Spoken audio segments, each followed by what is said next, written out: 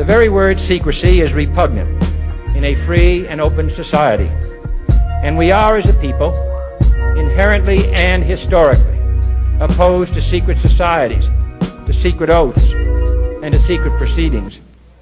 We decided long ago that the dangers of excessive and unwarranted concealment of pertinent facts far outweighed the dangers which are cited to justify it. Even today, there is little value in opposing the threat of a closed society by imitating its arbitrary restrictions.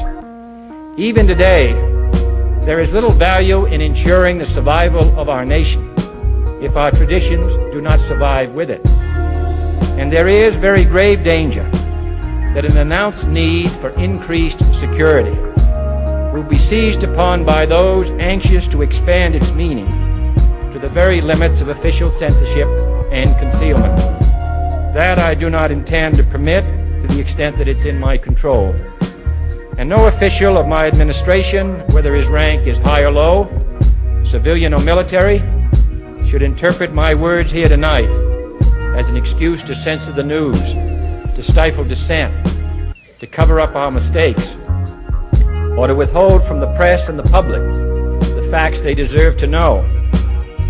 For we are opposed around the world by a monolithic and ruthless conspiracy that relies primarily on covert means for expanding its sphere of influence, on infiltration instead of invasion, on subversion instead of elections, on intimidation instead of free choice, on guerrillas by night instead of armies by day. It is a system which has conscripted vast human and material resources into the building of a tightly knit, highly efficient machine that combines military, diplomatic, intelligence, economic, scientific, and political operations.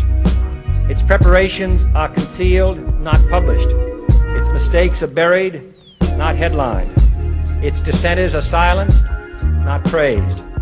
No expenditure is questioned, no rumor is printed, no secret is revealed. No president should fear public scrutiny of his program, for from that scrutiny comes understanding, and from that understanding comes support or opposition, and both are necessary. I am not asking your newspapers to support an administration, but I am asking your help in the tremendous task of informing and alerting the American people.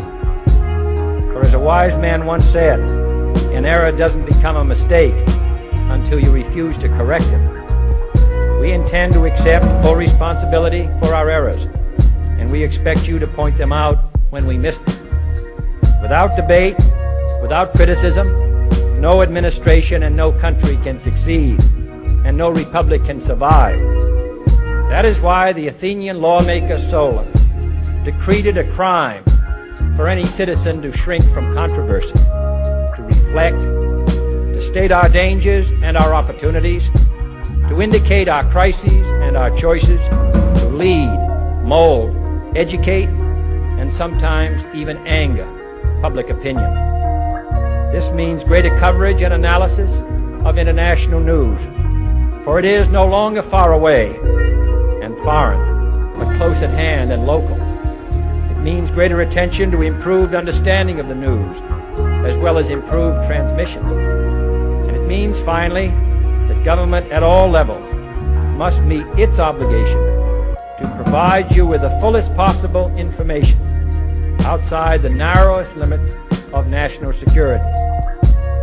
And so it is to the printing press, to the recorder of man's deeds, the keeper of his conscience, the courier of his news, that we look for strength and assistance, confident that with your help, man will be what he was born to be, free and independent.